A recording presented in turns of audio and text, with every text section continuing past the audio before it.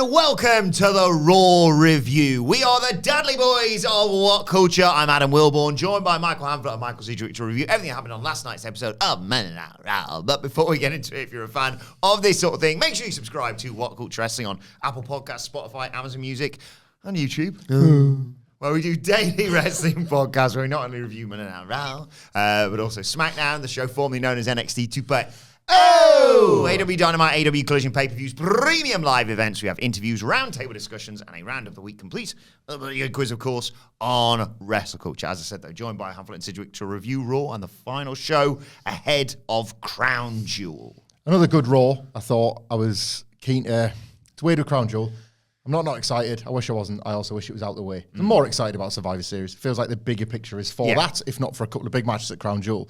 But the thing I can't wait to talk about, and like me and Sidge actually agree on a thing about Raw this week, delivered. Yes. I was nervous. Like, we previewed something yesterday, which we'll get to, that was at the time just a bit of fantasy booking that it felt like the wrestlers were trying to manifest. Then it got announced. Then I started to panic because what if our own build-up, what if wrestlers that we had actual stakes in didn't deliver, and WWE failed to get something right, and they didn't just get it right, they absolutely nailed it. I felt great as it was happening, and it put me, like, I was already in a pretty good mood. It's Raw, I'm really enjoying the product, but this was yet another week where something happened that just gave me faith that everything's pretty good. Like, everything is pretty good.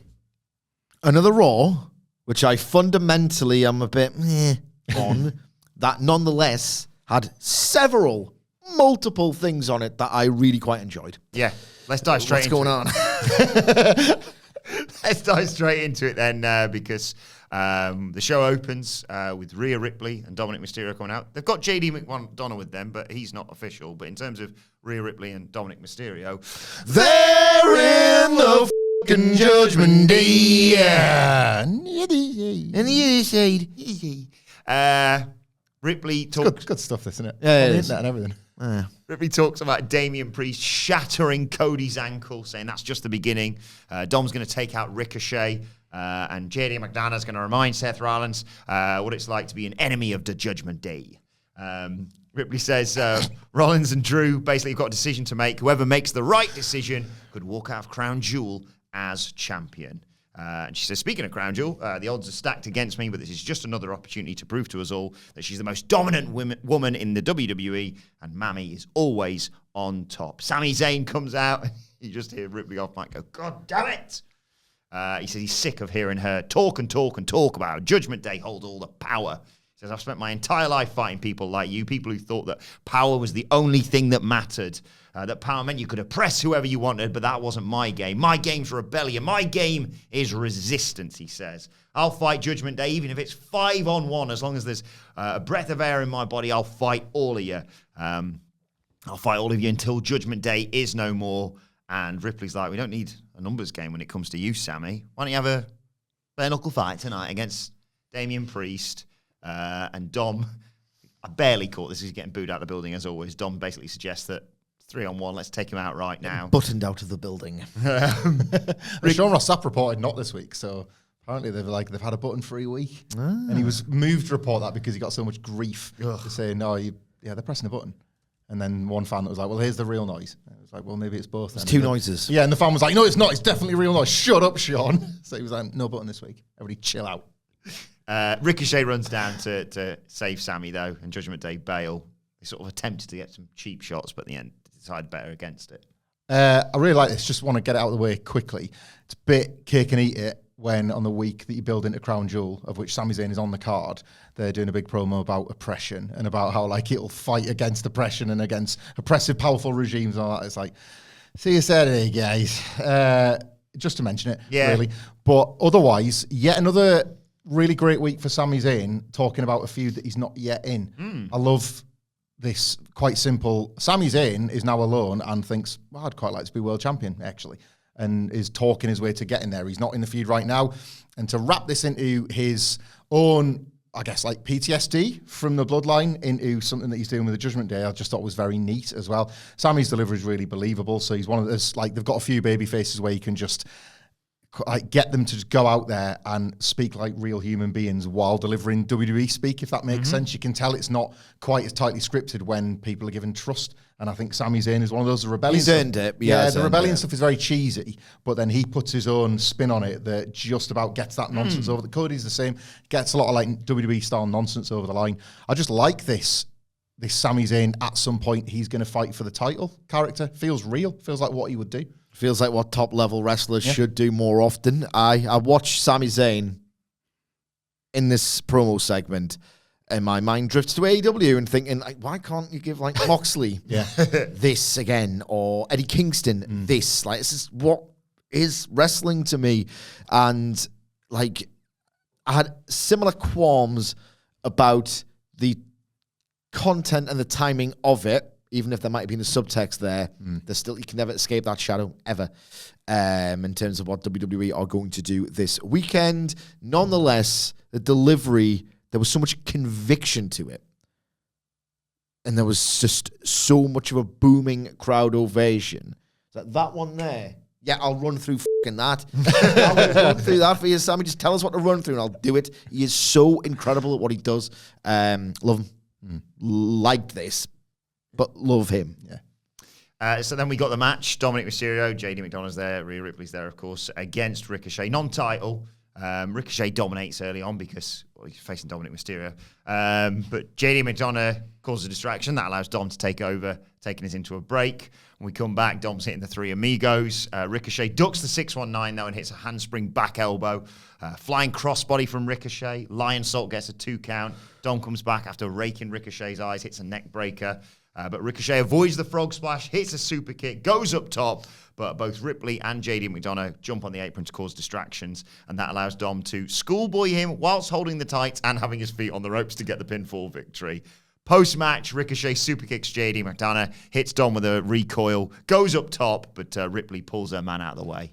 This was thoughtful when it didn't need to be, and I really appreciated that. I love a double treble cheat. Like, it's not enough to just pull the tights. You cheat in every single way you can. I love that. There's been a few examples of this across AEW and WWE lately, where there's this specific kind of agent in. It was most obvious in some of Christian's early matches when he turned, but it was Dominik here. Almost nothing is done on actual earnest offense.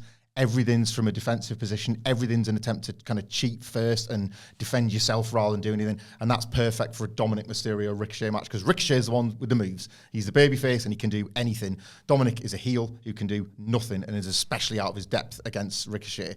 Don't just like send him up to the top rope willy-nilly to do his own frog splash, for example. Just have him have to not fight from underneath like a babyface, but just cheat like a rat. Way. Yeah, just cheat his way as he did. And in the meantime, because he was required to cheat within the body of the match, you saw Rhea Ripley finally extend a little bit of a hand of friendship to JD McDonagh. She's been like always very sort of open in a, like, you're not part of this. You can hang around with us, but you are not part of the group.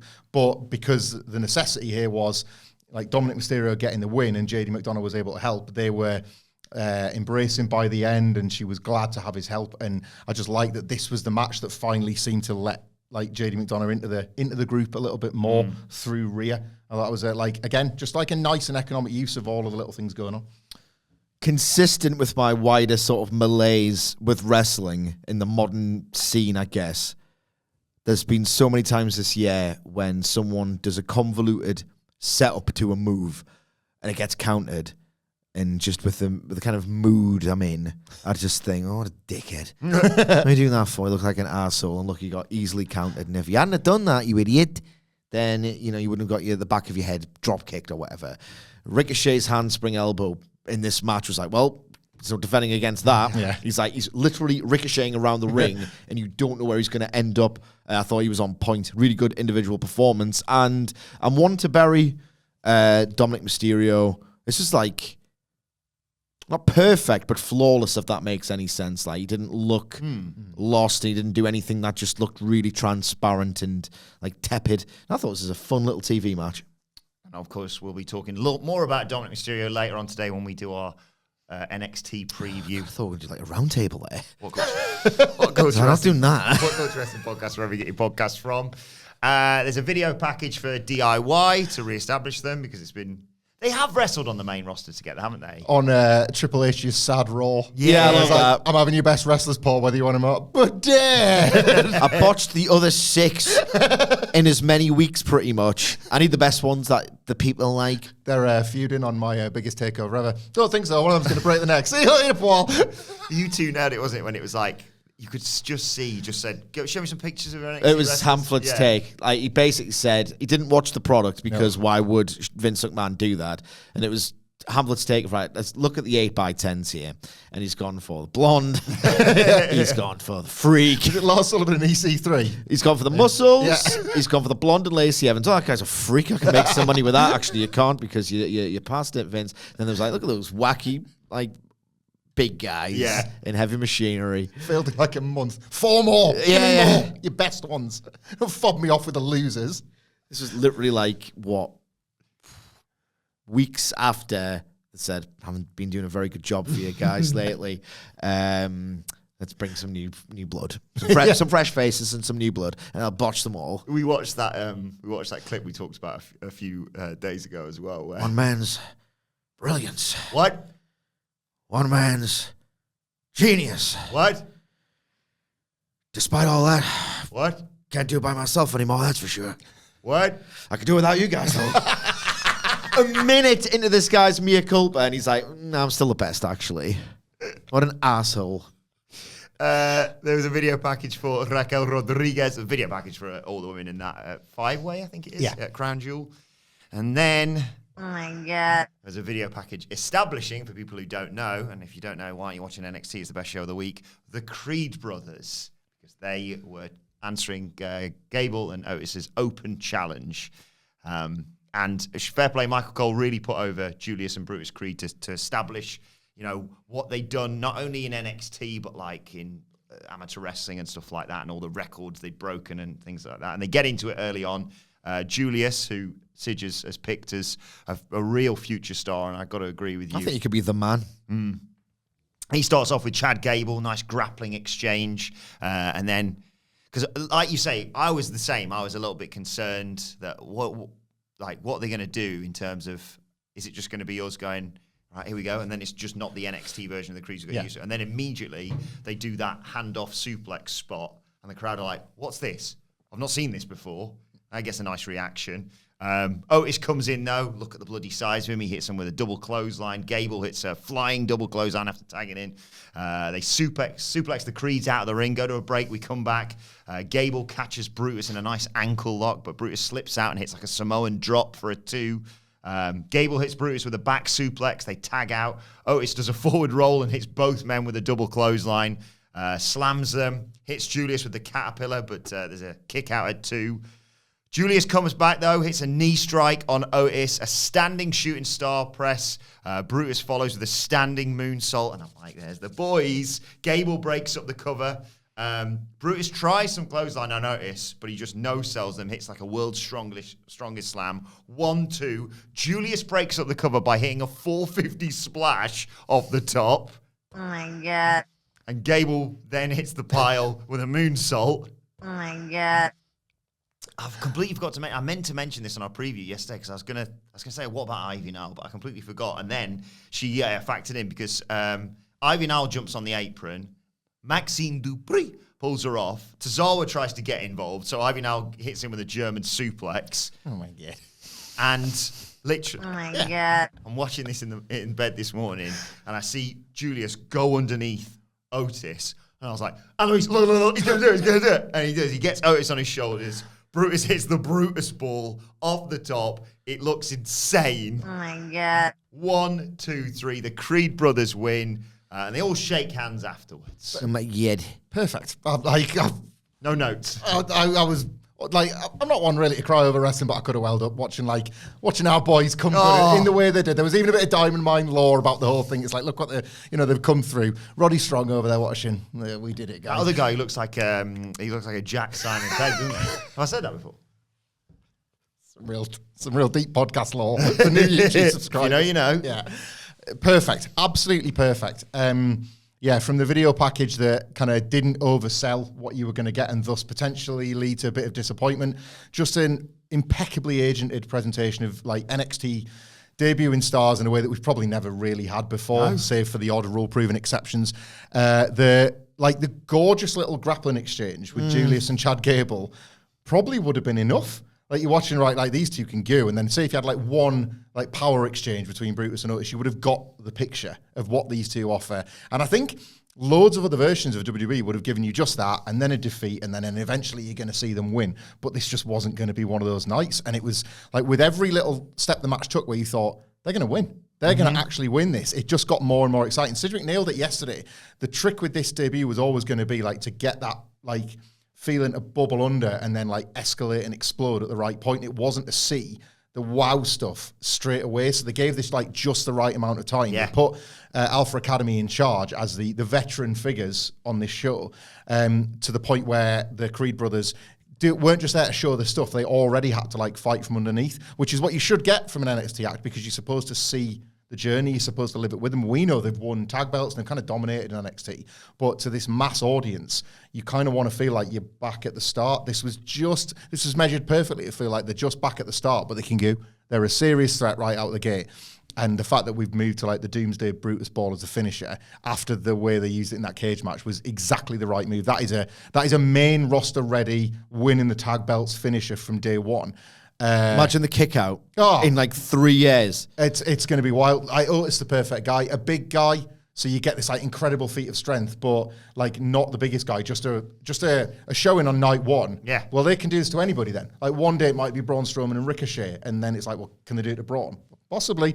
This teased so much still to come while delivering like this box fresh, like, main roster ready act as we knew they could be, right down to Ivy Nile. Getting suplex on Tozawa, because she's like an ass kicker as well, and you're going to see, well, great, there's somebody for the women's division after this 5-way mess is dealt with.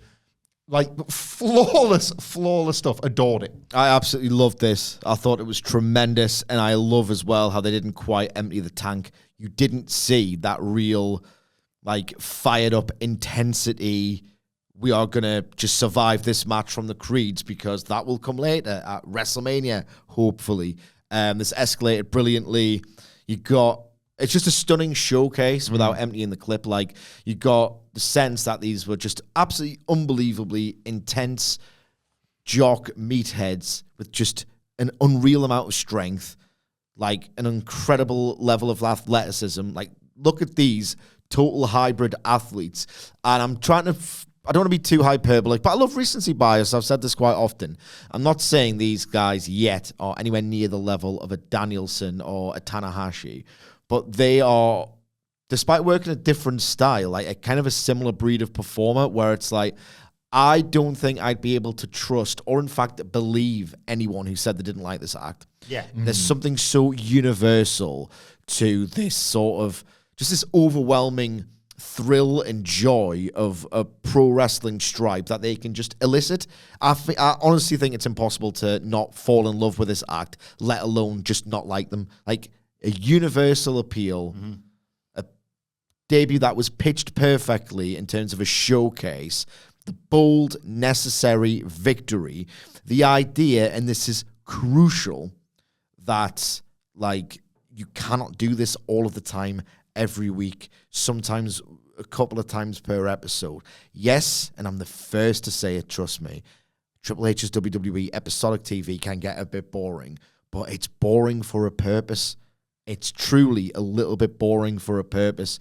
It's like, you know, if you follow soccer, football, like, you've got a manager and they've just signed, or had on their behalf signed, like a hot new international talent who needs, like, adapting to the league or whatever, and you don't want to mess with your system, and you don't want to mess with that starting 11, and you get fans sometimes after, like, a draw where you could have had 3 points or whatever, thinking, can you not have put him in or her in or whatever? Like, we kind of need that boost. And then the coach or the manager will go, no, not yet, now it's not the time, and then they do, and then they bleed them in. That's what Triple H does with his booking. And I think it's honestly, like, incredibly effective. It can get tedious. You can get people who quite rightly think, you could have made the change here or there. Discipline is tedious sometimes, isn't it? But discipline is tedious, and I've campaigned for all of this in AEW to an extent, and this is a perfect example of why. Like, I've seen countless debuts in AEW over the last 18 months where I've just thought, oh, well, it's not going to make a difference. I enjoyed it, not going to make a difference. Like, by being disciplined with this wider approach, I instantly received the creeds as well. They're going to win the titles. Yeah. They are going to win those tag team titles at some point. They are going to get incredibly over, and they've just had the best possible start because, one, they executed it tremendously, and two, they were kind of given every chance to succeed. In terms of a debut, in terms of what they didn't do, and what didn't ruin it beforehand, like 10 out of 10. Like a 5-star presentation. It's got to be, I mean, again, recency bias, of course. It's got to be the best NXT debut ever, not just because of how well I'm presuming it's going to have been well received by the like the mass Raw audience. You could feel it in the building. They won people over, didn't they? Yeah, exactly. Like, they were told, right, they've won the cup, they've won the tag titles in NXT. But like, it's, well, all right, but now you've got to show me in the ring, and you felt like that was happening in the building, so you can assume you can extend that to a lot of Raw's viewership that have never seen NXT. But again, like, it doesn't really feel like there's going to be as many cases of being rewarded for the NXT journey because, well, other than us three in a select, it doesn't feel like many people are that engaged in NXT. But I remember us three desperate for anything good in the horrible, crummy CWC. Remember the Creed's debut there? They debuted there. And that first week we were like, well, thank God for them because they've just battered 2 jobbers. And yeah, you had to smoothen a few edges, but it's not been in a way that's ruined the acting anyway. It's like they've shown them up, to be fair, in NXT, and that, like, that's not been exactly a performance center staple either.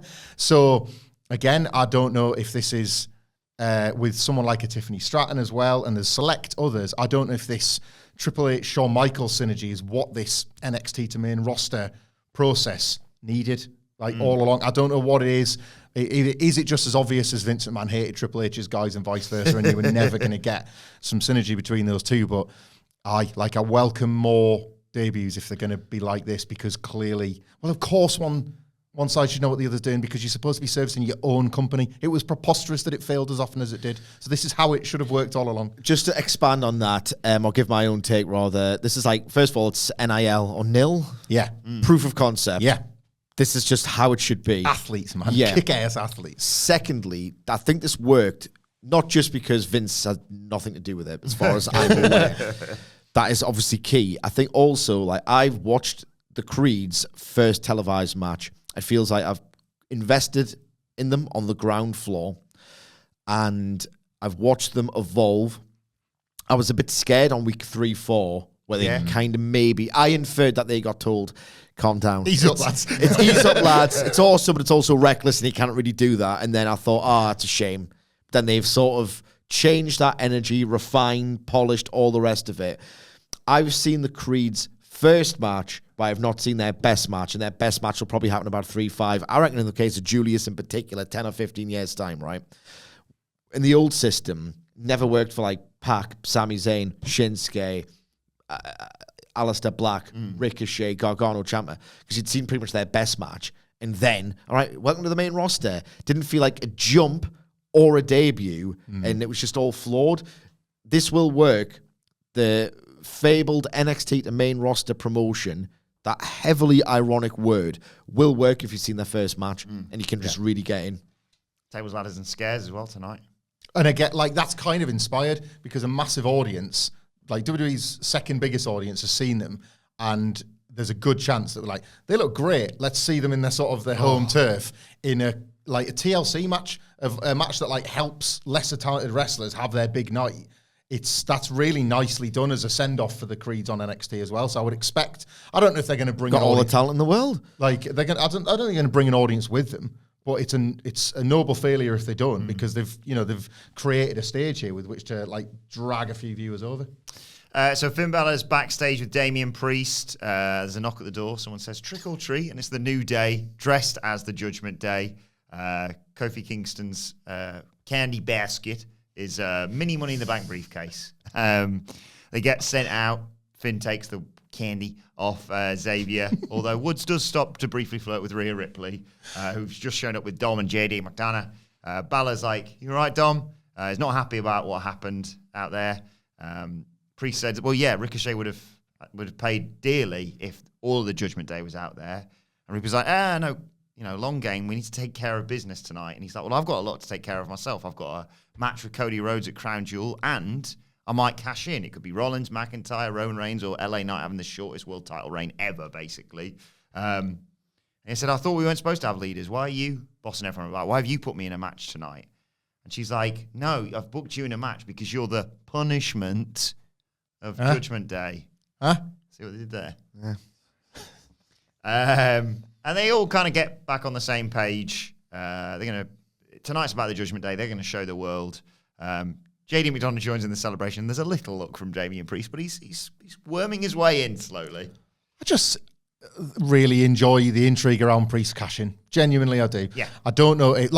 Cashing in, as we've talked about before, it's very hard as a babyface to do that and not feel like you're cheating a little bit, really. You're taking a shortcut. Even when Big E announced it, and he's just the most beloved guy, and he said, I'm going to do it, and he did it, it's still a bit like, but Bobby Lashley's injured. And I'm going to forgive you, but I couldn't forgive anybody else in this situation. I quite like that. I think they're kind of nailing it here, because Damian Priest will turn babyface. He will leave this group behind, but I think he needs to cash in still as a heel, and yet the cash-in creates a pop. It's a very difficult thing they've got with Money in the Bank now, and I think with Damian Priest they're going to get it right. It will get a massive reaction when he wins the belt, when he cashes in successfully, and he's part of this heel stable. But that cash-in will probably be the last straw, and he'll be as good as gone. Like, I'm not comparing this to when Triple H kicked Randy Orton out the next night, but I could well see something similar, like Rhea Ripley and getting angry on behalf of Finn Balor that Damian Priest didn't follow orders or went out on his own. And it's like, why would you not? You can cash in and win the title. By this point, you're kind of rooting for Damian Priest to do his own thing. And I like this act so much that I like what Priest's doing. I'm into how much purple pyro we could get if he cashed in Crown Jewel. Oh, yeah. That's going to look awesome. Anyway, thoughts? Not really. It was a knockabout segment. Okay. I think the Judgment Day remain. You know, when we talk about like Triple H satisfying the base, I think that's most defined by the Judgment Day. If you're into what they're up to, it's like, I'm the base and I'm satisfied. And then if you're not the base, you're like, it's these guys again. Yeah, it's these guys again. Yeah, the New Day just as Judgment Day was funny. They're in the New Judgment Day. Yeah. There's a video package for Nia Jax. Thanks, Sid. And then it was time for Miz TV with special guest Gunther. Oh, boy. He introduces Gunther. He doesn't come out, though. Here comes Ludwig Kaiser and Giovanni Vinci. Kaiser says, you represent everything wrong with the WWE Universe. You're everything we hate. You're nothing but a clown. And he says, I've been called a lot of things, but I've never been somebody's sidekick. And then we've got bloody third wheel here with Giovanni Vinci. I mean, he has been somebody's sidekick, but... Yeah. I liked the way this descended into an internet argument as well, because Vinci says, well, you're your wife's sidekick on Total Divas. And he's like, oh, you can speak now all of a sudden, can you? Let's give him a round of applause. And he's like, actually, the show's Miz and Mrs. and I've got a hot wife, so 1-0 to me. That's one of your least favourite things, isn't it? Well, say what you like about Miz, but he's got a hot wife. That's the real Miz. That's the real Miz. So have I, but it doesn't make me a good wrestler. Miz says, Kaiser, you letting Vinci speak? And Vinci's like, I can speak when I want. Kaiser's like, no, you can't. Don't talk unless me or Gunther tells you to. And here comes Gunther. And Gunther's like, you must not have got the message, Miz. You're doing a bloody talk show. It's 2023. The ring's sacred. Everything you do is beneath me. I don't respect you, Miz. Miz is like, not the first time I've heard that. I interviewed an invisible John Cena, and he was more entertaining than you, Gunther. That's pretty good. I'm the biggest star in WWE. No. Gunther says, you can talk all you want. All that matters is what you do when you enter the ring. You're a talk show host, and I'm the longest reigning Intercontinental Champion of all time. Miz is like, hey, I can be serious when I want to be. I was serious when I cashed in and beat Randy Orton to win the title. I was serious when I main evented WrestleMania. Did you? You never mentioned that. I was serious when What else did you do, Miz? I was serious when I won the world title again a decade later. And I made the IC title the most prestigious title in WWE. No, you did. You just said he did. You just said he did. Right, on the spot. Hang on, Gunther's amused by all Shut this. up. Oh. It's time to play the game! Time to play the game! Ha ha ha ha! How many times has The Miz won the Intercontinental title? 7? Who was the first one? Who did he dethrone first? Second. If in doubt, Dolph Ziggler. If in doubt, second. Kofi Kingston. I don't know. Third. Yeah. Fourth. Yeah. You're the encyclopedia with WWE. I love the 2016 run. I love when he defeated Dolph Ziggler for it in 2016. I love when he defeated Roman Reigns in 2018. Like, I can think of a couple of really good Intercontinental title runs. That's it. Not 10 good I ones. don't know the answers either. 10? 9? I'm just looking this up now. Hang on. Go 9. I'll take a punt on 9. But I don't know the honestly answers either. Yeah. What do you say? What do you reckon? How many reigns has he had? I think he beat Wade Barrett for it once on a WrestleMania. 7. I'll go 9. Correct answer is 8. Yeah. A combined 592 days is recognised by WWE. What, 2 or 3 of them were good? Yeah, a couple of good runs out of the 8. Couple of good nights. Good nights. So, first win would probably be like, 2012. Wade Barrett. It was at Raw 1000. He beat Christian. Oh, crap. Ric Flair was teaching him to do the figure 4. Oh, God. That sort of stuff. Reign 2. Wade Barrett. That was Wade Barrett. Lost it the next night. Reign 3. Boom. Dolph Ziggler. Technically, it was vacant. There was a battle royal. Bad News Barrett had to vacate it due to shoulder injury, and he last eliminated Dolph Ziggler to become champion. Reign 4. John Morrison. We're in 2014 now. Kofi Kingston. Yeah, Kofi's a shout. Dolph. Go back to Dolph. They basically exchanged it. Battleground to SummerSlam to Night of Champions. The Miz won it back. What year was this? 2014. I did again 2 years later. Yeah. It's good, that one. 2016, you can get this one. Dolph. No. Oh, when he won it in the first place, Zack Ryder. Zack Ryder, the Raw after WrestleMania. Had the run, exchanged it with Dolph. 20. Oh, yeah. Reign 6. Dolph. Yeah. Of course. Reign 7. What year? 2017. 2017. Ambrose. Correct. And Reign 8. Roman. Correct. That's better than I thought. Anyway, it's not prestigious.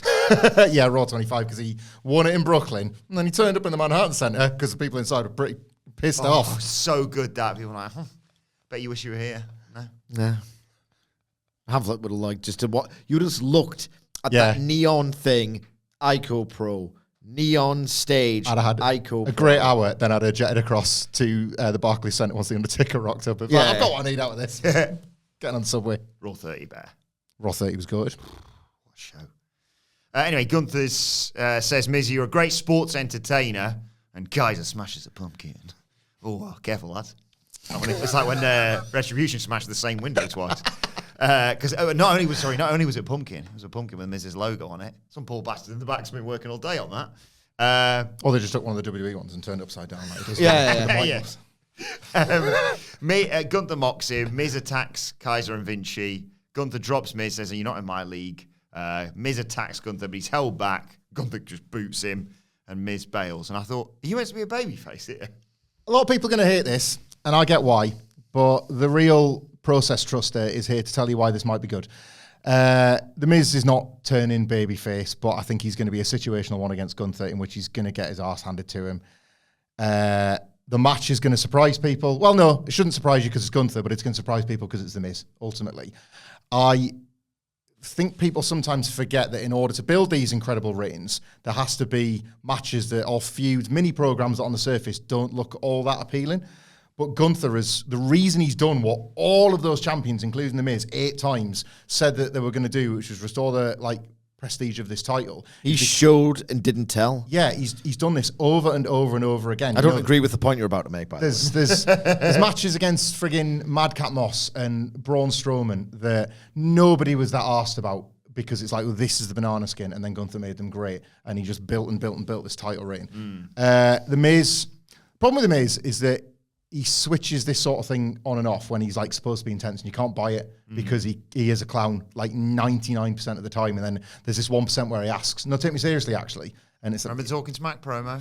I'm not allowed to forget it. Like, you can't have it both ways, unfortunately. A 20-year run with and I love elements of The Miz. I love 5 specific things The Miz ever did, and he mentions them every week, right? But 5 specific things over 20 years is not a good return rate. So you can't then say, in that 1% of the time when you're being serious, well, I did these 5 things. That's not a good ratio. He's got a hot wife, so don't forget that.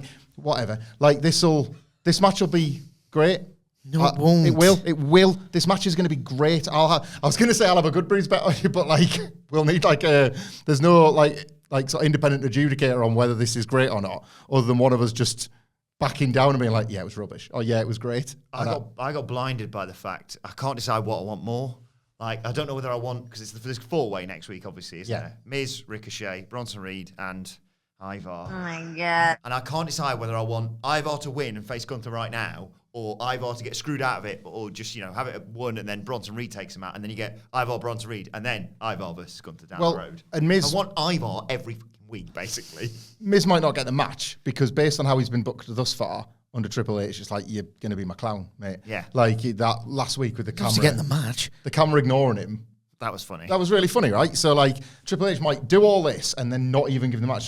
We just wanted Gunther to go out there and absolutely bury you. Just start matches a triple threat because they forget Miz is a part of it. Anyway, ring the bell. Like, and just away from the Miz discourse of which I knew was inevitable when Miz TV featuring Gunther was dropped, it's interesting that Sports Entertainer is being used as a stick to beat the Miz with within WWE. It's yet another one of those Triple H from a distance. Take that, Dad. You're on the plane that hasn't got Wi-Fi coming back from Saudi Arabia, so I'm going to have a pop at your thing.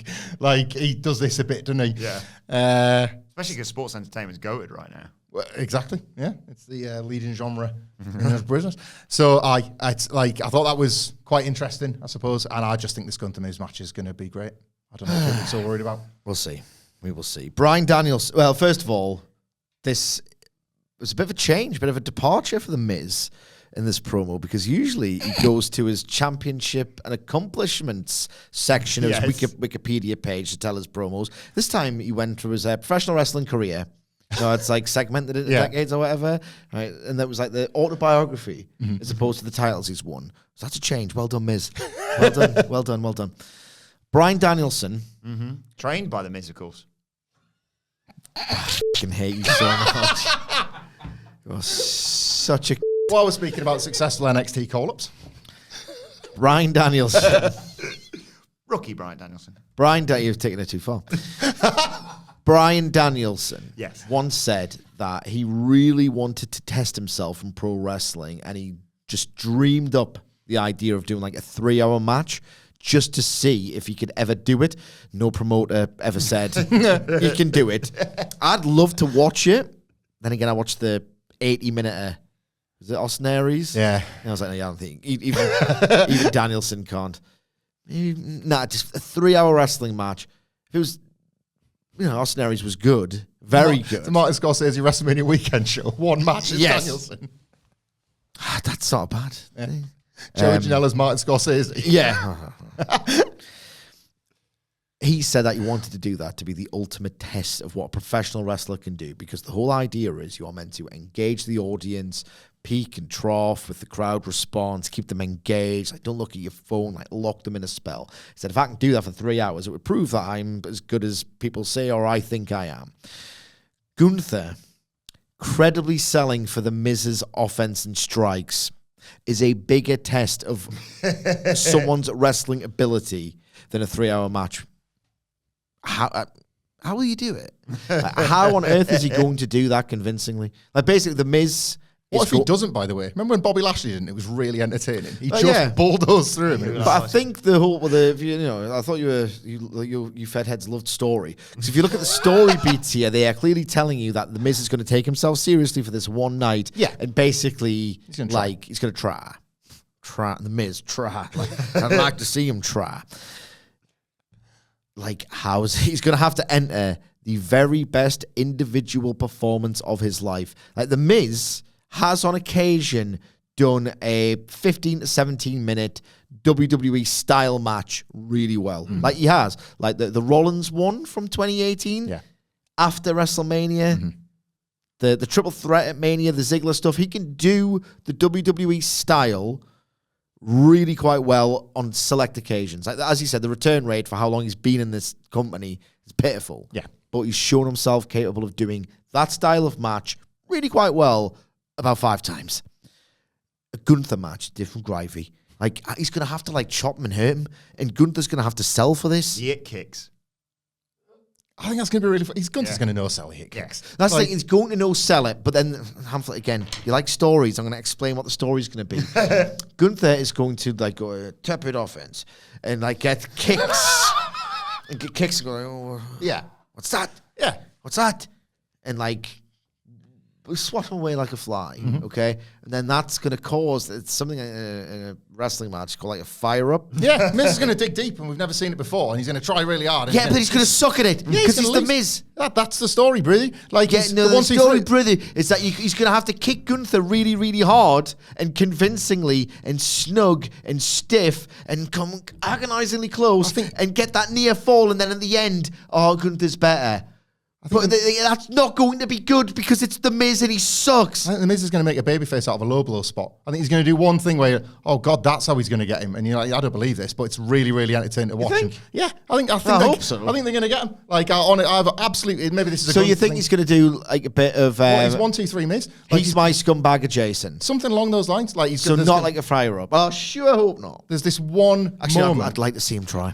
I'd like, and again, like, but I like the test. I think the test is that's a great thing to have Gunther. It's not even go through at this point because he's passed more than enough sports entertainment tests. Everybody said he would fail, and he's passed 1 million times. So at this point, he's got a PR. Well, like I say, at this point, I'm choosing to trust the process whilst understanding why people don't. I think there's a lot of this in WWE at the moment, right? Not to make like a wider point out of this, but I think there's still lots of people who aren't really that engaged with WWE, and I get why. But it feels like then a Miz Gunther graphic appears, and there will be people that go, oh, bloody hell, what are they doing over there with Gunther? And it's like, well, WWE's been pretty great for about a year. So they've built up this Intercontinental Champion that has completely like changed the game. Why not see if he can do it yet again and have something captivating? I want to see it. Yeah, this like I want to see it. I just genuinely don't think it'll be very good. Like, I cannot wait to see Gunther try. I know you don't really like strong style wrestling or like that kind of thing. It's like the Miz.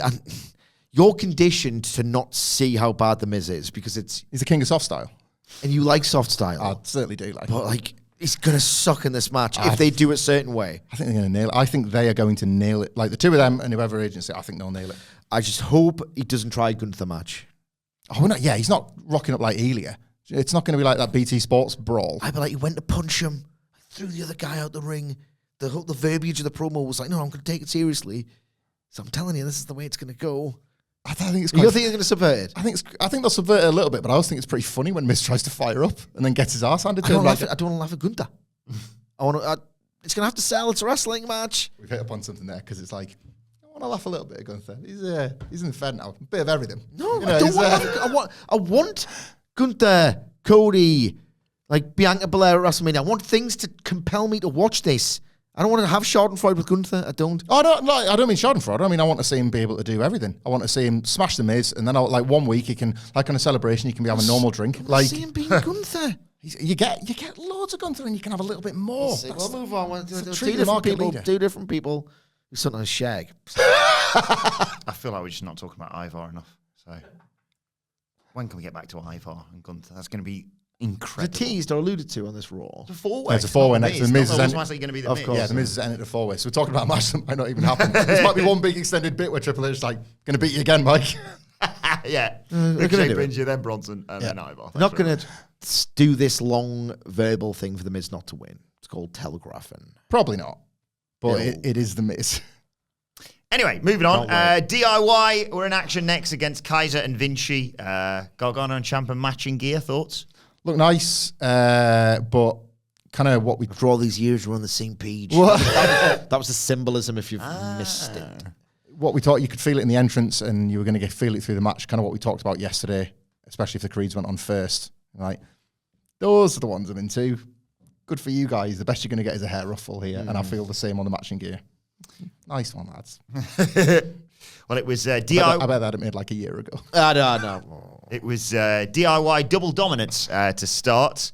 Kaiser comes in, gets taken down by Gargano. The DIY double patting on the back thing. Vinci drops Gargano on the apron. Kaiser hits a basement drop kick. We go to a break. We come back. Gargano's trying to make the tag, but Kaiser gets Ciampa off the apron. Gargano hits Vinci with a DDT, makes the tag to Ciampa. They hit both opponents with clotheslines, a leaping double clothesline. Reverse DDT from Ciampa on Kaiser gets a 2 count, but the fairy tale ending gets broken up. It all goes bonkers. Everyone trades moves. Kaiser drops Ciampa with a clothesline. Comes off the top, but Gargano super kicks him out of the air. Ciampa ducks a Vinci moonsault, hits the knee strike, and they do the meet in the middle for the 1, 2, 3. For, I would say, 90 to 95% of the duration of this match, I was very much thinking, this is really good 5 years ago, this, lads. This was really my thing 5 years ago, this. And then he just, like, bumped on his cock for that missed moonsault that looked incredibly painful. And then the timing for the knee was unbelievable. Like, it really got hot. Yeah, nice finish. Nice, hot last minute, but long periods of this. I was like, no, need more work. Need more work for me to care about this because it's just good wrestling, ultimately. Yeah, this was only ever really fine apart from the last minute, that super kick counter thing.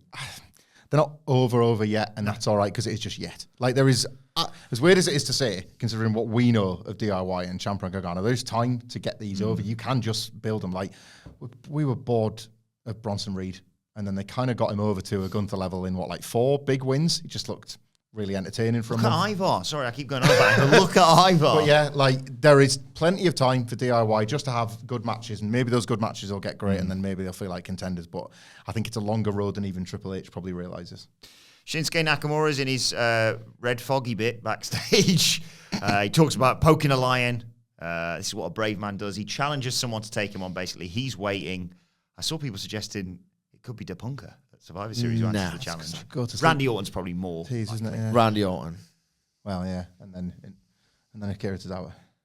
Oh yeah, he's facing Tozawa next week. It's this GTS thing is kind of annoying me. How many times have we seen a WWE wrestler 2 years after the move was popularized just have it?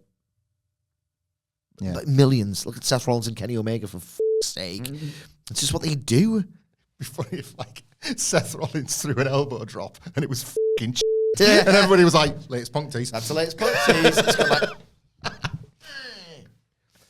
So it's not uncommon for a WWE wrestler to start using a move like a long time after it was like a hot thing to do. I hope he comes in one day. I hope it's Survivor Series, even if all reports say it's not going to be. There's a work. He's coming in. I hope you're right. But I think that specific tease was just to do it. Yeah. Well, when have I ever been wrong? They'd be going so much harder. If this was their version of a first dance adjacent marketing campaign, they would be going much harder. Probably. And look, for me to be able to say this as well, like, they could really nail this. Like, look at the White Rabbit campaign. Yeah. It was phenomenally well done.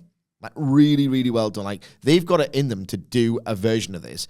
The fact that no one's getting it and it's become a meme means they are not doing it. They are not doing it. I'm leaning that way as well, but it'd be great if it was happening. Would it? Couple of video Imagine packages. the Miz match. Video package to set up the You're next working on week match. 4? Xia Li and Candice LeRae was featured in a video package. Not Candice Michelle, as Michael Cole said. You could tell. Barrett jumped all over it. Yeah, Wade Barrett did, and it was hard not to remember Triple H on that pandemic SmackDown screaming in Wade's ear, telling him to give him what for that one. There was a lot of that, wasn't there? Yeah. Draw another beard on his face, Wade. I did that once. It was really funny. Put his pants down. Come on, tickle him. Pull his pants. That's what they do. Bend over. I'll run out and push him. Really get him. Dickhead. Have a week off, will you? You could see it on his face, like, in 25 years, we've literally just said, I've missed 3 shows. Yeah. Do I know I'm allowed one mistake? No! We never calls a move.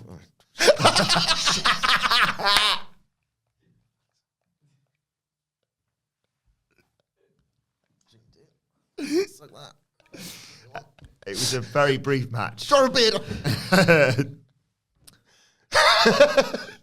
It's that picture of Triple H on the camera, isn't it? It's Yeah. like, I even do this job, Michael. You can't do your one job correctly. It's like, we're already depressed, Paul. Stop bullying people on camera. Didn't the joke about the fan? Yeah, everyone's done the yeah, a very brief match this. Xia Li hit LeRae with a knee strike and then a roundhouse kick, and LeRae basically got KO'd by it, or at least sold like she got KO'd by it. And she goes to follow up to Xia Li, and the ref stops it and checks on her and just calls the match, basically. Candice LeRae can't continue, and the medics run out to check on LeRae. A brief panic from me, but I think this was all part of a storyline to establish Xia Li's kill shot effectively. Yeah, fine. More angle and match. Xia Li had nothing other than a threat from the shadows when it came to Becky Lynch. Now she's obviously... She used to have electricity. She did. They're moving away from her being able to fire lightning bolts, which is probably for the best. Just set something up as, like, somebody having a kill shot is no bad thing. Like we saw with, like, Logan Paul's power of the punch. You could buy that he could, if he hits that on Roman Reigns, he beats Roman Reigns. So this is a diet version of that. Last year? Yeah. Oh, my God. Becky Lynch later on would talk about, like, the schedule she's had and how hard she went as the NXT champion. So having her in a weakened state as somebody that's been... Lutez. as somebody that's been... As somebody that's been vulnerable to the odd punch in the face, especially, like, they've just set something up here that kind of makes sense if and when they fight. Yeah, exactly. You know? One thing because I don't think right now, other than this, if you said, what can Xia Li hit Becky Lynch with that will make you buy a pinfall? Yeah. Other than electricity, of course. Sami Zayn's backstage, and here comes the worst Uso, Jay. Jimmy Uso better. Love him. Check out the SmackDown review and preview for me heaping more praise on... I'm on the injured reserve list. Huh? I'm off the injured reserve list. Should never put you over for that. You've gone power mad on this take. Best. No, Jey Uso's great, obviously. He wishes Sami luck tonight. Jackie asked him the questions, and he asked how he feels after Finn cost him last week. And Jey says, look, Sami's going to handle business tonight. Cody's going to handle business at Crown Jewel. But I'm thinking about something else, the tag team titles. Maybe me and Cody can get them one more time, and then maybe Rhea Ripley will think about me a bit differently. What's going on with this Jey Uso Rhea Ripley thing?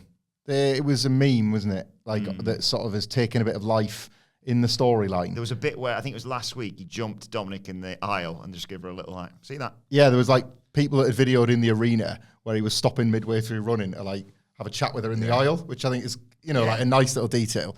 I don't think him and Cody are going to win the belts back, but I imagine Jimmy will have plenty to do with that, and they're doing it. Like I said after SummerSlam, there is absolutely no way they're going to get to WrestleMania with this Jimmy and Jay thing, and I think they might. I don't know how they've done that, and I don't even think the match will be very good, and yet I'm going to be hyped. Better build guys than they can ever be singles wrestlers against each other. Shayna Baszler video package, and then medics checking up on Candice LeRae, surrounded by Ciampa, Gargano, Indy Hartwell, of course, and the girls who just love to have fun. Kane Carter and Katana Chance. Stick to the rules and have fun, guys. That's what they're all about. Right, Shigebe. Never forget that. What happened next was a video on Drew McIntyre talking about the pinnacle of his career taking place when no one was there, basically. He was the chosen one. I'm not sure if they've mentioned that. He took his second chance, though. He grew a beard. He came back. He won everything. He won the Royal Rumble. Then the pandemic happened, and he won the title in an empty performance center. Did what he was supposed to do. Then the people came back. Jump! The people came back with his moment had passed. And he was going to win it back at Clash at the Castle, but Solo Sikoa interfered. Bloodlines cost him everything. Now it's his time to get it back. Seth Rollins may be willing to break his back to keep the title, but McIntyre is willing to break Rollins' back to get it. No more broken dreams. Huh? She Funny how I'm a whinging loser works better when you're in the process of a heel turn rather than your babyface journey to WrestleMania, isn't it? I was absolutely fine with this. I was like, finally, they've inserted this in the right place in Drew McIntyre's career. Like a recap, basically, of the story that, like, you've been able to infer when they weren't telling you it when he was a top babyface. This is the better way to do it. I enjoyed this. It was a really well-crafted video. And I'm glad that Seth Rollins... First of all, I'm glad that there's a heel doing this specific story, and I'm glad that Seth Rollins, or whoever wrote that promo on his behalf, had the good sense to say, people died. Yes. Come on, pal. Come on. Perspective, mate. Yes. So now it's this really good heel material, and I continue to just think that Drew McIntyre is one of the most interesting things on the show. He was having a load of fun in Nottingham last night. He was at the Motor Point. Sparks was watching him, so Seth could have said what he wanted to do him. Not a duo, is he?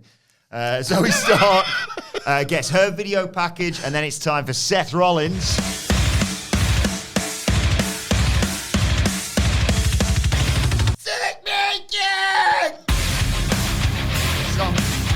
And they all sing my song. Imagine if one arena just decided to do that. Seth Rollins has welcomed us to Monday Night Rollins. Seth Rollins would be like, What? He's going to beat up Judgment Day's JD in preparation for Saturday. He says, look, I'm a Drew fan, so I'm going to say this respectfully as I can. Boo freaking who. Grant me a you big Scottish baby. We're all suffering in 2020, Drew. People had it a lot worse than you did. And he says, you know, other people have been screwed by the bloodline, him included, obviously. Get in line, guys like Sami Zayn, Cody Rhodes. I don't like him, but Cody Rhodes. You don't hear them asking for pity. Look, you're a hell of a champion. And this Saturday, if you can take the title from me, I'll be the first man to shake your hand and call you champ, just like I did in 2020. But I'm not the same guy as back then. I'm no longer the architect. The Messiah is long gone. There's a reason why people sing my song. And then JD McDonagh attacks him from behind. I'm glad they referenced. It's not the worst thing that happened in 2020, was it? Yeah. Drew McIntyre not having fans. Yeah. So, no, good. It's good. Like, not great. Yeah, I'm never a massive fan of Seth Rollins being a real human being. Definitely was better as just this oddball. But this was probably his best as a real human since winning this belt. I just love broken dreams, man. Well, you're never going to get it again. Drew said so himself. Although heels lie. Exactly. Now, if he brings that back, like there's going to be too much of that online audience that are so buzzing that it's back that he'll be baby-faced by it. I think you should only ever have it as like, do the old mankind. If he ever wins the title or the belt, when he wins it, then... Yeah. Seth Rollins, JD McDonagh then. So JD McDonagh's got the advantage. He's jumped Seth Rollins.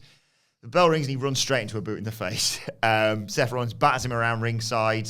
JD gets sent over the top rope eventually. Seth hits a suicide dive and stands on the table as people sing a song to take us to a break. When we come back, McDonagh's in control, but Rollins fights out, chops, clotheslines, thrust kicks, another clothesline. It's a sling blade and a running knee for 2. McDonagh avoids the curb stomp, blocks a pedigree. It's a headbutt. McDonagh hits a nice Spanish fly for a 2 count, but Rollins follows up with a buckle bomb, goes up top. Here comes Damian Priest with the briefcase and a referee. Rollins goes to the frog splash. McDonagh gets his knees up, cradles him, 2 count. But Rollins, it's a top rope belly to back superplex. Pedigree curb stomp, 1, 2, 3. Post-match, he gets in Priest's face. Says, go on, make a move. And Priest says, ooh, careful what you wish for. Like, only ever as good as it was going to be as a TV match between these two. That, like, the only stake really is that JD McDonagh is trying to impress all of them. Damian Priest included. I'll try and hurt him ahead of, to stop him being a threat if you want to cash in. Which I do like, genuinely. Like, he's got to impress them all while be very carefully politically manoeuvring his way in. So I do like that. Like, little to write home about in the match. This is a Seth Rollins thing. I do think every now and then he has these little spells where I feel excited by a Seth Rollins match, but then I have these long runs where I'm not at all. And I just think he's in one at the moment. Like, I was the low guy on the Nakamura match that everybody loved. Dave went 4.5 on it, something like that. 4.5 and everything, though. Yeah. Not CM Punk Samoa Joe. No. Yeah, full star better than Punk Joe. Off. Like, I just don't think Seth's having this great run at the moment. Like, personally, this was fine. Nothing was botched. Good for them. No. Ringing indoors. I know, but like, he's got it in him. Like, sometimes I think he's a real a sports entertainment general, and I just don't think he's in that form at the moment. He is the guy, and I've made this point, and I'll make it every time when I see a 3.5-star Seth Rollins match that I felt nothing for. He is the guy who markets himself as the best wrestler in the company and like the work rate guy who cracked it and made it big. He just doesn't have the best matches in wrestling, but that's also his like style. Yeah. It just never washes with me. It was like, I've not seen enough of it to know. Was Tyler Black ever that guy? Was it not the same problem in Ring of Honor? Because I remember even like the Ring of Honor hardcores didn't exactly take to him as the work really rate guy. took to him. I think there was a bit of tell, don't show. Yeah. I think he had the benefit of, he was like Austin Theory, but a lot better. Designated as the guy. He just had the look of a future guy, and they very much insisted on telling you that. And they never really clicked or bonded with him in that way. 2015 was his... And at this point, he really had some youth on his side. And he was just so explosive and fast. Like, those... You see the clips now of those Shield 6-mans against the Wyatts. Yeah. Those matches kicked ass. And he was unbelievable. And he kind of wrestles that style, but like a dulled, slower version of it. Yeah. And it just... I'm never excited about Seth Rollins matches. It's like his own safety police, isn't he? Yeah. And you understand why when it's their bodies Yeah. But yeah. I've watched him craft some truly impressive matches in WWE after his athletic peak. But I'm never like just bleeding for Seth Rollins. I'm never like jazzed, like fired up. So that's good. Where were you at with the Cody feud at the time? Because I was pretty high on that. I didn't love the backlash. The matches were middle one, but fantastic. I love the backlash match was fantastic. Was that? Yeah, That's what I'm talking about. I've seen him even earlier this year against AJ. I thought it was a really well crafted match. On TV, I just He had a think great cell match as well with. Yeah. One of the Saudi shows, it was an he's over just delivery. he's a conundrum for me, Seth Rollins. He's the most. He aspires to be great. That's kind of his style. It never really is great for me, but then sometimes he can blow me away. So Ricochet's backstage. Oh, Miz complained to Pierce earlier, and then now Ricochet's here about what happened with Dom, and he says, "Look, maybe I can make up for it. Give me a shot at the IC title." And then Ivar and Valhalla came in. They got a shot at the IC title as well to set up this four-way. And Bronson Reed had happened earlier.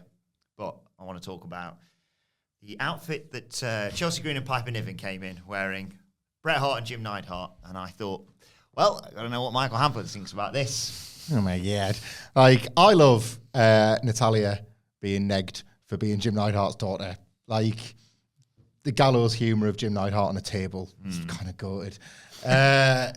Jim the Table Neidhart. Jim the Table Neidhart, kind of great. But this is better because it's nicer. Like, there's obviously, like, real affection gone into this. And what an... She lost the match. Well, no, but what an inspired choice as well. Like, Chelsea Green orchestrating a Hart... Like, I would have never picked the Hart Foundation in a million years. We picked a zombie, I don't know, gymnast or something. Yeah, you weren't gonna get, like, the Hart Foundation on goodguysgifts.com or whatever it was. And like going to the trouble of Neidhart's beard and chest hair, Piper did a like great job with Chelsea Green doing her hair like Brett as well, like absolutely tremendous. Poor Natalia as well, like she's been this like friend to the women's locker room, and I think now I finally understand that the character is somebody that you're supposed to get behind rather than think that she's like a snake. I think finally I see what they're supposed to be casting her as. I don't remember anything from the match because there was one thing and it was not involving either of the people in it. But before we get there, they announced Zayn JD for the kickoff show, Crown Jewel. And then we have the Becky Lynch interview about losing the NXT Women's title. She says, I'm lighter around the waist, but heavier in the heart. I'm glad if I lost the title, though, I lost it to a bird person. In a span of 42 days, I defended my title more times than Ripley and Reigns have all year. That's an indictment, really, isn't it? Yeah. And Xia Li showed up and said, you're scared of me. You lost the belt before I could fight you for it. And Becky Lynch says, well, let's have a bare knuckle fight right now, then. And Xia Li's like, no, not right now. On my time, though.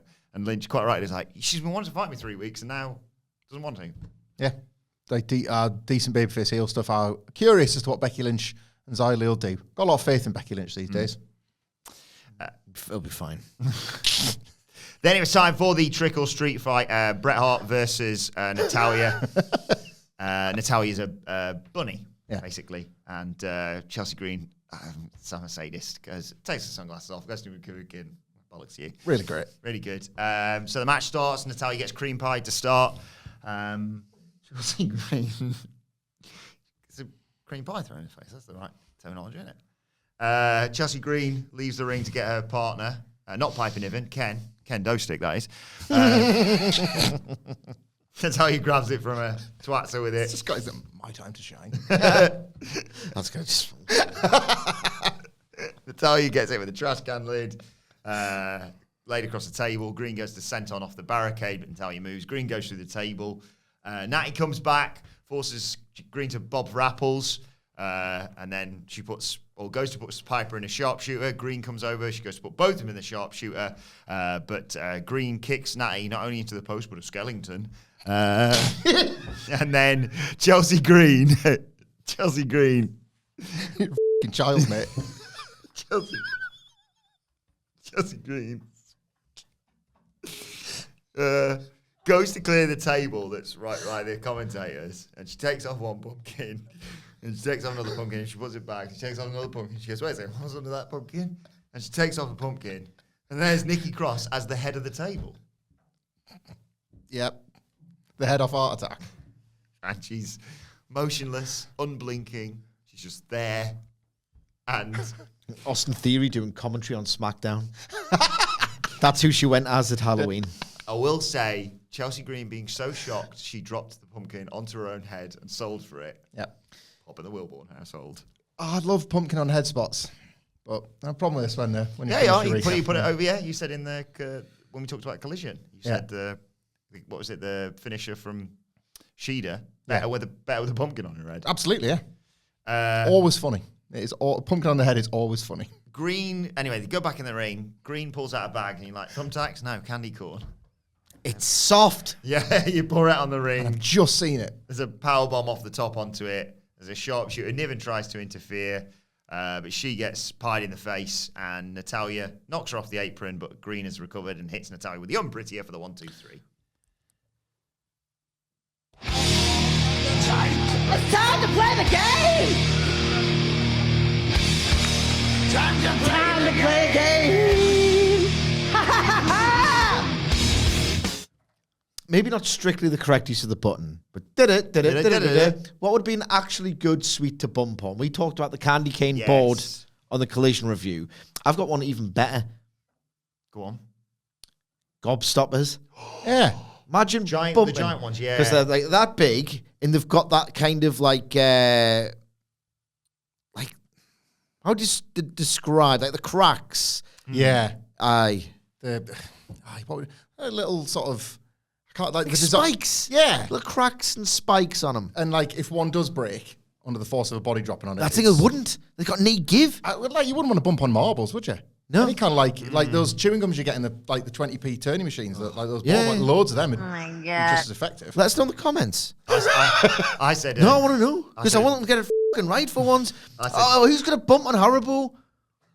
Like, imagine bumping on some Tang Fast Sticks. You go, all right, okay, sucks, you don't want to take a bump. You go, ooh, what's stuck to my back there? Oh, God, yes, it's a cola bottle, the best ones. Oh. I said Toblerone. Yes, spiky. Yeah, spiky. Go for a cola bottle out of a Haribo Star Mix, would you? No, Tang Fast Sticks. Yeah, Tang Fast. You still go for a cola bottle out of them, not those ones. Cola bottles are the best. Ring ones. Cola bottles. Yeah, fizzy cherries. Cola bottles and cola cubes, or Cola cubes fizzy. My best mix-up. Cola cubes would be good. Cola cubes, fizzy cola bottles, fizzy cherry cola bottles, fizzy bubble gum sweets. I like the bubblegum bottles. They are so blue and pink ones. Good. Interesting you say this, by the way, because if you're a fan of sweets, make sure you tune into the NXT review tomorrow. I might have a little bit of a surprise for the other Dadleys. But Gobstoppers probably like if I let's say you're going to bump on some sweets, I don't know why anyone would say this to me. But if they did, I'd say, Gobstoppers the least, please. Skittles Chewy's the best, probably, as always. Greatest sweet in the world. Skittles Chewy's? Still trying to get sponsorship. You know Skittles Clouds? Not the same. No? Not good enough, sorry. Yeah. I like the packaging, though. I like when they show you new packaging in the shop, I'm going to buy it. Yeah. Change the colour. Mountain Dew, do sweets? That Mountain Dew sweet? No, but like the equivalent of that where we briefly had it in the UK, like Mountain Dew, and then it went away. And you have to fly over to get it at Jolly Ranchers, which again would be nice to bump on, but they're super sweet. Like... It's how you position them, isn't it, boiled sweets? Because you're right, it wouldn't hurt in theory, but that's the thing. Like your the Lego thing, you step on it. Oh, I would know what it would feel like if my back went on that. Plugs, maybe. Like Glacier mints. It's hard boiled. It's not that hard. Yeah. They're hard boiled. They're hard as sweets. But they're not really that hard objects, especially when they've got a fondant in the middle. Oh yeah, bumping it. Fondant. A fondant. There was a Rhea Ripley video package to complete the set, and they run down the card for Saturday. I gotta say the Nikki Cross thing was completely lame. Oh yeah, what are your thoughts on the Nikki Cross thing? And the match. Oh yeah, and the match. I haven't talked about that No, either. right, basically, in true What Culture style, I'm going to rank the women's Halloween plunder matches from worst to best. This one, Nikki Cross, I don't find it scary. Collision, and then the goated tier is Devil's Playground NXT. Yes. Yeah. I would put like the lights out one, maybe at the bottom of if we're going to include that from last week's Halloween. Oh, yeah. I forgot about that. Yeah, there you go. Honest, yeah. I will say that, again, it's like, she did a good job not blinking. It's like, oh, great, let's hire Dexter Loomis. That's all he can do. You know what I mean? Why don't I watch that? What's our obsession with, like, I'm so impressed by the fact that they can't blink. It's a shortcut to spooky, isn't it? Yeah, they don't need to be, like, vacant. Yeah. So like AEW, it's mist in the eyes, so their eyes are closed. So WWE were like, do the opposite. Yeah. Never shut your eyes. Terrible. Like somebody should miss Nikki Cross and see if she can keep her eyes open. Oh, it's like a test. Sneezing with your eyes open. Yeah. Possible. Well, It's possible, yeah. Well, next time you have a sneeze, why don't prove it? Get some pepper in. Let's see what happens. Right, main event time. Damien Priest versus Sami Zayn. Skip. Yeah, skip. Went to a DQ, yeah. Jay interfered. Why he went to DQ? Main event of Raw, but yeah, went to a DQ. Anyway, enough of all this. It's now time for this. It's short, it's crap, it's wrestling related. The 5-star review. Nailed it! Nah. And this week's 5-star review is brought to you by Ben Hewson. If you want to suggest something short, crap, and wrestling related, you can do so by either leaving a 5-star rating on Apple Podcasts or leave us a 5-star rating on Spotify. Screenshot it. We need the proof. And then email it to me, adam.wilborn@whatculture.com. Exactly what Ben has done here. Thank you so much for this email, Ben. Ben says, hello, Dadley Boyz. Firstly, let me say thank you so much for all the hard work everyone at What Culture puts in to entertain the fans of this weird and wonderful sport. It's been a tough 4 years as my wife and I have been going through IVF. Lots of trips from Leeds to London for treatment. But listening to you fellas talking about your families while giving your balanced and hilarious takes on the weird and wonderful sport definitely helped. It helped on the journeys, not whilst I was giving my samples. My story has a happy ending, though, unlike Cody. As we just found out, we're expecting a baby girl in 2024. Tremendous. Congratulations. Will it be baby Rhea, Ruby, or Bird Person? For my 5-star review, the choice is yours. Make Sidge cringe. Cheers again, Ben. Cheers, Ben, and congratulations. Fantastic news, this. Thanks, Ben. Thanks, Ben. I thought it was lovely, this. That's really That's great really news. That nice. is And really congratulations, earnestly. nice. Arduous process. So obviously, make Sidge cringe. I thought, well, who knows the best thing to make Sidge cringe? Sit next to you every day. Yeah. Well- Other than me, I went to Michael Hamflett. And I love you for this, as a professional hater, like one of the best I've ever known in 20 years of talking about wrestling with people online or otherwise. It was really hard to think of something like, what will he hate? Well, it won't make him cringe. He'll luxuriate in that. And then I flashed back to just yesterday when I inadvertently spoke like one of those dreadful people at the Clash at the Castle press conference. And I said, Johnny Gargano is going to get his arse kicked. I was like, we hate us talking about wrestling without just putting on Americanisms or whatever it is. And I thought about, oh, you watching Vince McMahon? So then I went to NXT UK. No, off. And then, and don't ask me for the backstory because it was NXT UK and I refused to acknowledge that it ever existed. Okay. And then, Sidge, I went to Subculture. Now, before we do this, Oh, I God, wanna here we go. say All right, Dad. Subculture worked turning point when I was there on Friday for Hendry and Miller. Yeah. And I thought they were great in there. Flash Morgan Webster and Mark Andrews had a fantastic match with Eric Young and Josh Alexander, and Danny Luca worked. Jordan Grace as well. I've worked with Mark and Flash Morgan Webster in the past in WCPW. Lovely lads. I think it's more about them being WWE'd, let's say. Are you suggesting that outside of William Regal's piss-stained factory in Enfield, wrestlers have been able to be their best selves? Yes.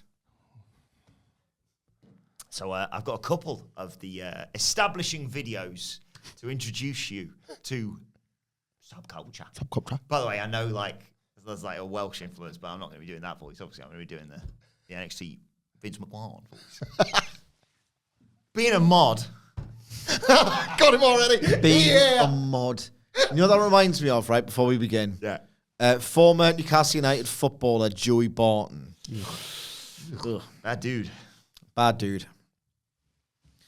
Didn't he once tweet, like, oh, there's nothing like feeling indie on a summer's day in London or something? Oh. Google it. I'll have a look, yeah. Google it. That reminds being a mod. You know, Vince McMahon's shortcut to being a heel was like longer name. So if me and you went by Mike and it was like, turn him heel, call him Michael. Yes. Stephen Richards. Yes. Loads of examples. Remember when he was like Twitter? Please. Joseph. Joseph. Joseph Barton. I like the Smiths, actually. Yes. You keep looking for that, Nicholas. I can't find it right now. He's not even started. Being a mod. Being a skater and a musician. Being a punk. They go around each of them, obviously. It means standing up for who you are. It means taking risks. It means refusing to conform. Oh. There was a time when people like us would have fought each other all across this country. Brighton Beach.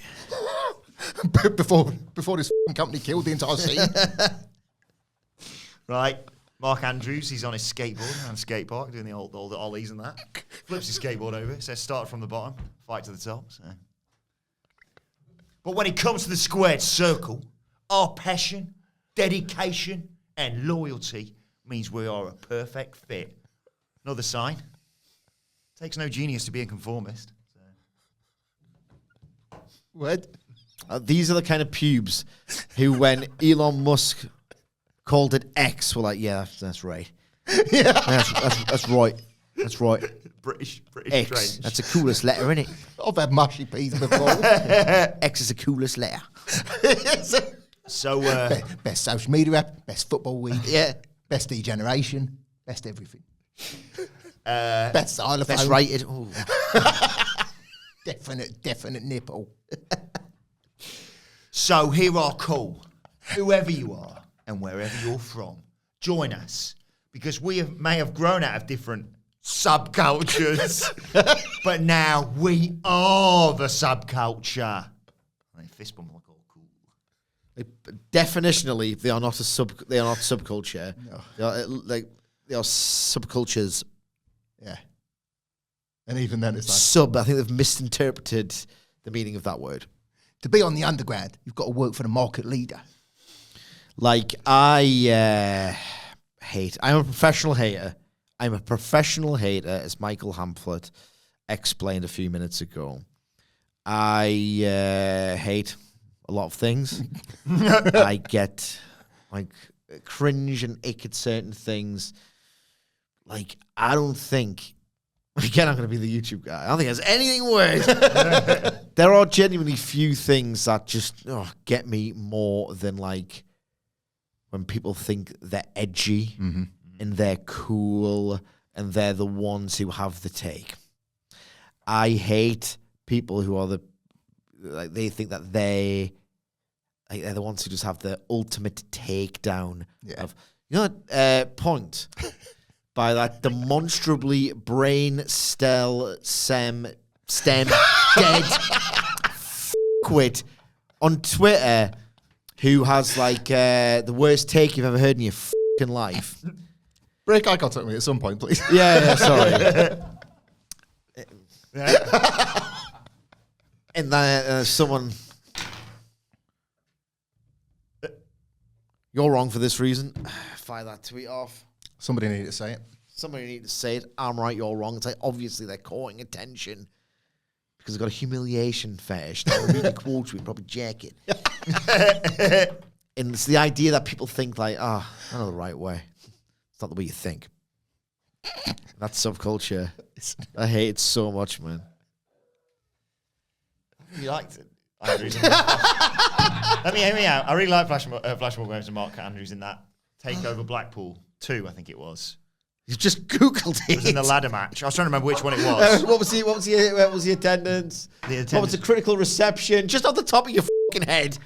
I really like that match though because, well, granted, maybe because it was followed by Walter versus Joe Coffey. That sucked. That's what that did. I didn't love. I'm sorry, Wilborn. I want to drag you out of this, but I didn't love that tag match. Ah, fair enough. Sorry. Anyway, I found another one. There's a second one that you sent me. Backstage or something. Being from a small mining town, individuality wasn't always celebrated; it was feared. So. What's the subculture taking an anti-union stance? Are they? They're Thatcherites. Is that what it is? These fucking miners. The problem with them is always fucking sticking together. Where's that ever got any of them? Historically. I'm appalled by that. I'm not finished. I fucking hate the working class. Camden Town's my own. Oh, God. I've grown up surrounded by the spirit of anarchy, probably. So. On light, if you ask me. Growing up in South Wales, I was always living on the fringe, but everyone knows that's where the most exciting things come from. So, In the video, fitting in was easy. Did he have Standing a fringe? out was hard. Did he have a He had a fringe? fringe, Yeah, yeah. that's what they were doing, wasn't it? The people that lived around me lived how they wanted, being whoever they wanted to be. I realise that to stand any chance of being noticed, you've got to take risk on stage, in the ring, or just for fun.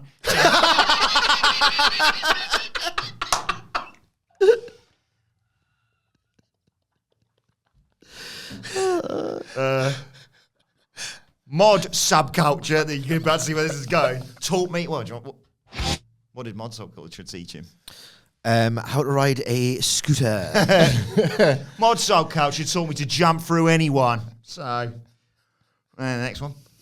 On a moped. Like Evil Knievel on a moped. What? That's what you had to do wheelies on a Vespa. Which is why I'm prepared to win NXT Gold. Punk rock subculture taught me how to create my own destiny and the strength to live by my means. Best song on Nevermind the Bollocks, that wasn't it? Yeah. Was I? Finally, what is skating subculture, do you reckon, like that taught you? Kick flips, probably. Good close. Skating subculture. Skating subculture taught me to always get back up. And There's at least a link to wrestling there. yeah. You develop your pain threshold. Yep. You know. So we go to the comments. There is some. At the very least, right. Oh. No pervy comments, really. Can't be. I mean, all the perverts were in NXT UK, not the comment section on the NXT UK videos. I will say this. There was a brief shot of Danny Luno working out as part of this. Right, okay. Here comes the gum. First comment here comes from Midnight Carnage, who Don't says... reflect anyway. Midnight Carnage. Midnight Carnage writes, Subculture's probably going to be the team name then. Hell, Sherlock's cracked the case here.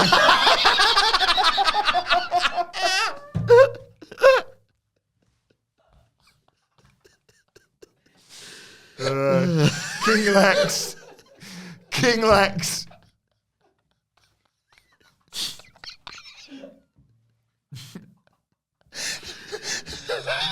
King Lex. Poor Midnight Carnage. Walking around with that name. King Lex writes, nice. UK Team Extreme. Definitely Hardy Boys and Lita vibes. No pressure there then. Nice. Dwayne E. Mountain Dew writes, you know things must He's be... listening. He is listening. Got me. Right, you know things must be bad on NXT UK when they wheel out a discount Wish version of Orange Cassidy. Correct. Yep. That's a bit harsh on Flash Morgan Webster. Dwight You want money? Dwight Martin writes, subculture wrestling? Why? Here's why. Not me. Yeah. Kimberly Cooper asking the real questions. Anyone know what happened to Slapjack? Final couple of comments. As I mentioned, Danny. How brief was this footage? Not enough to, No. develop and maintain an erection. Well, it's more of an exchange, this one. This is the last one. No, penultimate. Jay writes, if you need someone to hold out their tongue and catch those sweat drips, I'm your guy. Why would anyone need that? Because that's what the fucking towel's for. Seeing like a Tom and Jerry guy. All the eyes like rolls back up. And he gets... I think I must have a towel, thanks. Thanks for the offer, mate. He gets a response, does Jay, from NYC Footlover. There's nothing wrong with that. If you want that little thing, that's okay. He said, I'll lick the sweat off her feet. Yeah. John, so that was Jay, then NYC Footlover, then John says, you get one foot, I'll take the other.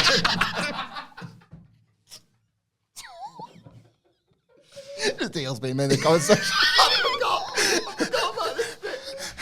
John, Jay, NYC Footlover, John, then Truthsayer comes in and just says, Truthsayer says, I'll drink your sweat, then eat your ass. So...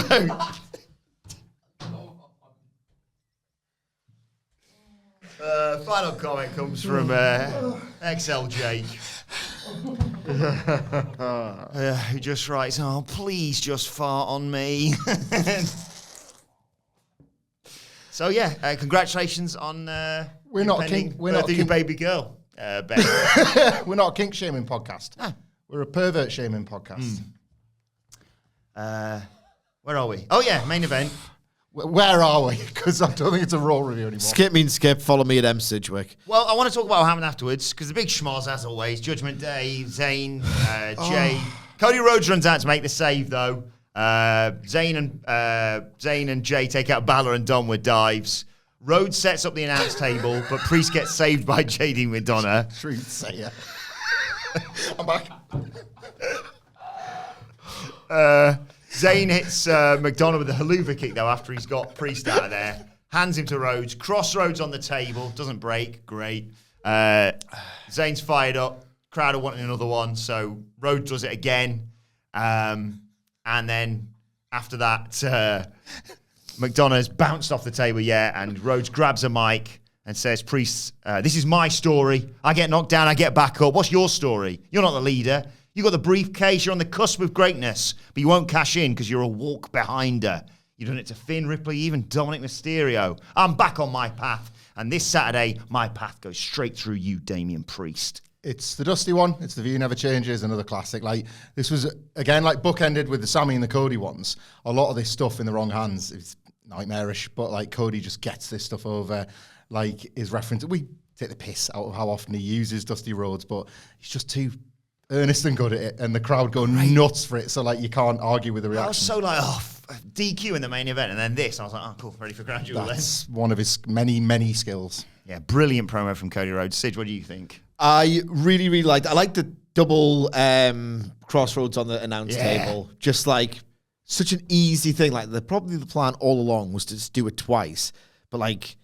Oh, just like double your fun, isn't it? Yeah. Like, just do it. Great bump from twice. McDonagh as well. Great bump from that little twat. Really well done. I love the walk behind a reference because that promo was great. Not the best Cody Dusty promo reference. I think that happened in like the November go home of AEW Dynamite when he was talking about, he was building the match beyond, and that was like, oh my God, you're going to do War Games with the Elite in the Inner Circle. Like, I don't know, there's something about the words match beyond. I just preferred it to this promo. And if you wanted the story of that one. Oh, no, don't do in this. AEW, right? Yeah. It's come all on. captured We're doing in the Raw. here. We're doing the Raw review. I don't mind that normally, but it's the Raw review. Do that on the... I like it, but don't take the piss. Well, right, okay. Do you like... What kind of words do you like? Passionate... I just don't want to do this right now. Like, we're doing come on, we're doing the Raw review. You do it on the Dynamite one all you want, but I just think you kind of... I'm a bit annoyed by this, to be honest, and you encourage him. Like, you've just taken the piss now, you two. Like, you're swearing all over the place. You know how much work it's going to be for me. Like, and now you're doing this, and you're shilling your book as always. You're a fucking sellout, you. And you're as bad as him, actually. You're a fucking sellout as well. And if you're a sellout and you're a sellout, then I'm a sellout too, baby! We sold out the lights, I'm joking. I really didn't like that one. I'm just joking. I didn't like that at all. You get it on Amazon. It's great, but you're bloody brilliant. The live show is sold out. Thank you to everyone who's bought tickets. Thank you very much. Tuesday, November 21st, the Mosaic Tap. Newcastle upon Tyne. I hated that. But yes, Nicholas, we can announce as well, we are going to be releasing parts of it as well, if not all of it, hopefully, as audio, video stuff.